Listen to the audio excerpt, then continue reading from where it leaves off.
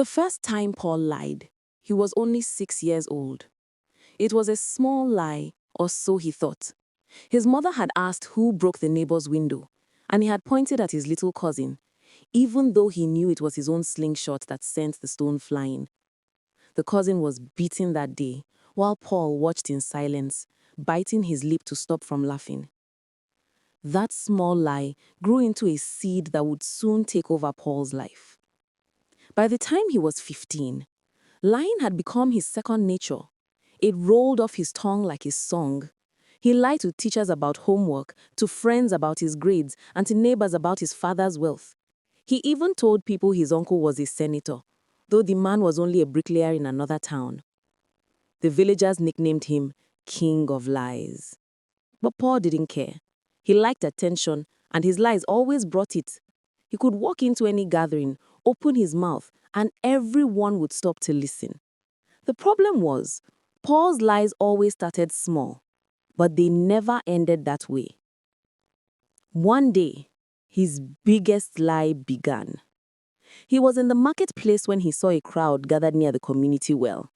An old man had collapsed from thirst and hunger. People tried to help, but no one had water or food nearby. Paul, seeing an opportunity to gain attention, shouted, "Everyone stand back! I'm a medical student from the city. Let me handle it." The crowd gasped. They had never known Paul to attend any school beyond the village secondary school, but he said it so confidently that they believed him. He knelt beside the man, opened his mouth, poured a little water from a nearby calabash, and rubbed his chest. The man coughed weakly and opened his eyes. The crowd cheered. "Dr. Paul!" they shouted. "You saved him!" Paul smiled proudly, letting the new name sink in. Dr. Paul. It sounded good. From that day, people started calling him Doctor. Women came to him for advice, old men praised his intelligence, and children followed him around. Paul began to enjoy fame. Soon, he started wearing a white coat he bought from a second-hand shop in the nearby town. He even carried a stethoscope, a toy one he bought at the market. He walked around the village pretending to be busy with patients. If someone complained of a headache, he would close his eyes, touch their forehead dramatically and say, "You'll be fine. Just take some rest and drink water." The villagers would smile and thank him, calling him a blessing from God.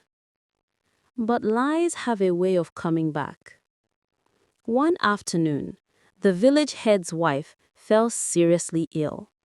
Her breathing became shallow and her body shook with fever.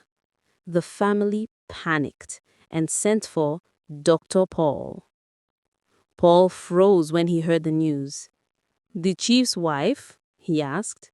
"Yes," said the messenger. "You are the only one who can save her. Hurry!" Paul's legs trembled, but his pride wouldn't let him confess. He grabbed his fake stethoscope, put on his white coat, and followed them.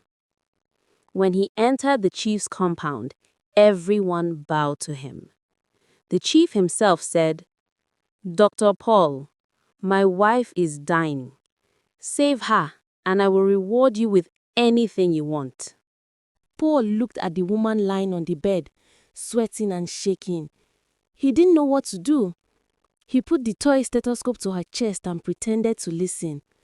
He said, pretending to think deeply. "She will be fine. Just give her palm wine to cool her body." The chief hesitated. "Are you sure, doctor?" "Of course," Paul said with confidence. "It always works." They gave her palm wine, and for a short while, she seemed calmer. Paul used that chance to escape, promising to return with medicine from his clinic. That night, the chief's wife grew worse. She died before morning.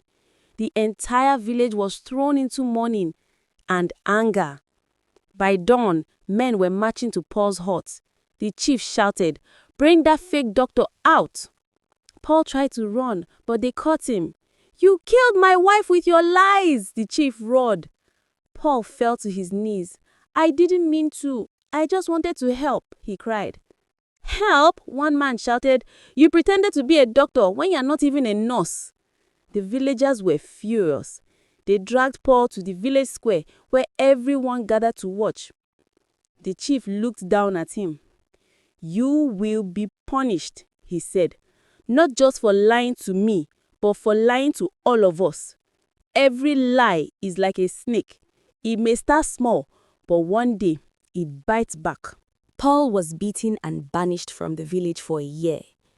That night, as he limped out of the village carrying a small bag, he looked back at the place he once called home.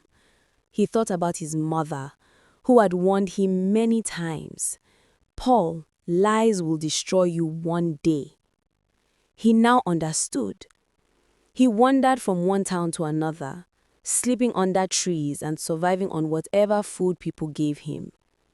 In the city, he tried to get a job, but no one trusted him because he couldn't stop lying. He told one man he could drive, but when they gave him a car, he almost crashed it. He told another he could fix generators, but he nearly burnt the shop. By now, Paul had become thin, tired, and full of regret. One evening, he sat near a roadside food seller, watching people eat.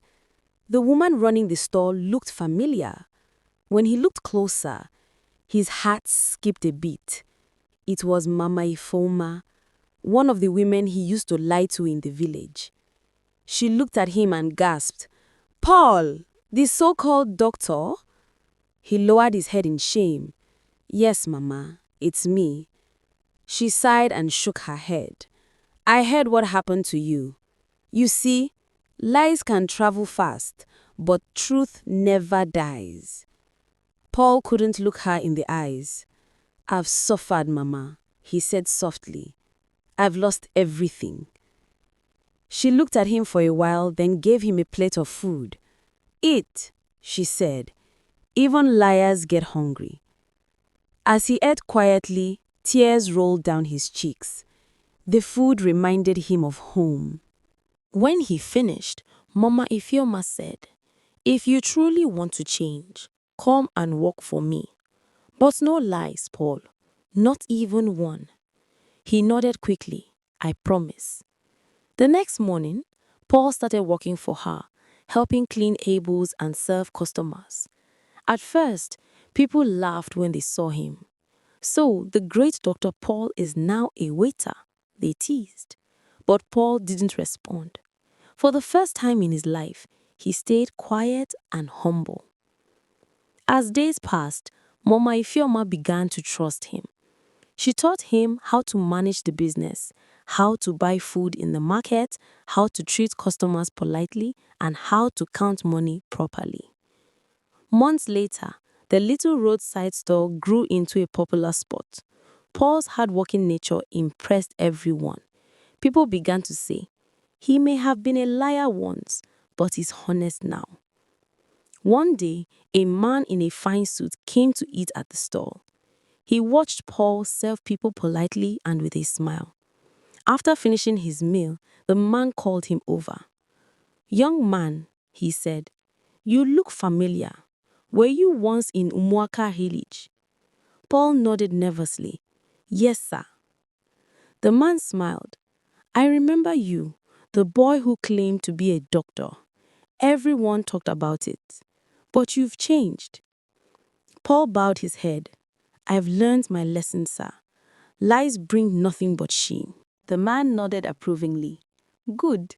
I own a small clinic nearby. We need someone honest to handle supplies and cleaning. Would you like the job?" Paul was speechless. "Yes, sir. Thank you." That was how Paul began working at the clinic. Not as a fake doctor, but as a cleaner with real honesty. Every time he swept the floor or washed instruments, he remembered the pain his lies once caused. After a year, the clinic owner called him into the office. "Paul," he said, "you've been faithful. I want to sponsor you to attend evening school. You can study to become a real nurse if you want." Tears filled Paul's eyes. "Thank you, sir. I won't disappoint you." Years passed and Paul studied hard. He eventually became a certified nurse, a real one this time. He no longer lied. He didn't need to. His work spoke for him. One day, he decided to return to Umwaka village. It had been 10 years since his banishment. When he arrived, people didn't recognize him at first. He was older, neater, and carried himself with humility. He went straight to the chief's house and knelt before him. "Chief," he said, "I've come to ask for forgiveness." The chief looked at him, surprised. "Paul, the king of lies." Paul nodded. "Yes, chief, but I am no longer that man. I have learned that truth is the only medicine that heals. Please forgive me." The chief looked at him, surprised. Paul, the king of lies. Paul nodded. Yes, chief, but I am no longer that man. I have learned that truth is the only medicine that heals. Please forgive me. The chief was silent for a while, then slowly smiled. Stand up, Paul. I have heard of your good works in the city. You have repaid your debts to life. The villagers gathered, whispering in amazement. Paul looked at them humbly and said, My friends, lies may look sweet today, but they taste bitter tomorrow. Always speak the truth, even if it hurts. That day, Paul decided to open a small clinic in the village, a free clinic for the poor. He named it Truth Care Center. Whenever people came for treatment, he would tell them, Once, I killed a woman with lies, but today, I save lives with truth. And slowly, the nickname King of Lies faded. People began to call him Paul the Truth Teller. His story spread beyond Umwaka. Teachers told it to their pupils. Parents told it to their children. And whenever someone was caught lying, the elders would warn, Be careful. Remember what happened to Paul, the King of Lies. Thanks for watching. Please like, comment, and subscribe.